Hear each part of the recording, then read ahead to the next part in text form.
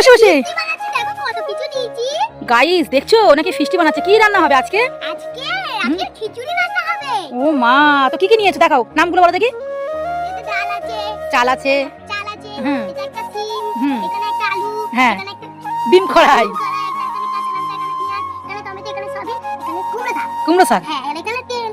তো এগুলো নিয়ে আজকে খিচুড়ি হবে। হ্যাঁ। কোন জায়গাটায় হবে? কই কিসে খিচুড়িটা হবে দেখি। ওই কড়াইতে খিচুড়ি, এত এত কিছু জিনিস এই কড়াইয়ের মধ্যে হবে? আরে হ্যাঁ, সব হবে। তো ঠিক আছে ঠিক আছে। তো গাইস আজকে দুষ্টসোনা কিভাবে কিভাবে খিচুড়ি করে আমি তোমাদের সঙ্গে শেয়ার করবো, ঠিক আছে? তো চলো, প্রথমে কি দেবে? প্রথমে কড়াই দেব। প্রথমে আগুন জ্বালাবে, তো তারপরে তো কড়াইটা দেবে। জ্বালিয়ে নাও, হ্যাঁ জ্বালিয়ে নাও। দুষ্টসোনা দেখো খিচুড়ি বানাচ্ছে, তো তার জন্য দেখো কড়াটা দিয়ে দিয়েছে, দিয়ে গরম করে পেঁয়াজ দিয়ে দিয়েছে। তো কি বলবো আর, এই মানে প্রতিদিন কিছু না কিছু করতে থাকে, ঠিক আছে? তো প্রতিদিন তো আমি টাইম পাই না তোমাদের সঙ্গে শেয়ার করি।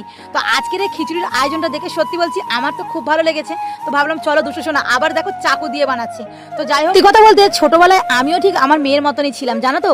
আমিও এই ধরনের খুব খুব ফিস্টি করতাম। তো এই চুলোটা না কিছুদিন আগে একজন দেখে বলছে কত সুন্দর একটা চুলো করেছিস। আমি বললাম হ্যাঁ, মেয়ের জন্য করতে হয়।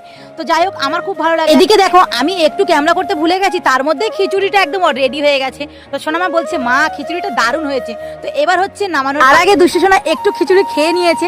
তো যাই হোক, তারপরে আবার খাচ্ছে। তো বলছে মা খেতে দারুণ হয়েছে। আর সত্যি বলছি বন্ধুরা, খিচুড়িটা কিন্তু খেতে দারুণ হয়েছিল। তোমরা কে কে পছন্দ করো খিচুড়ি?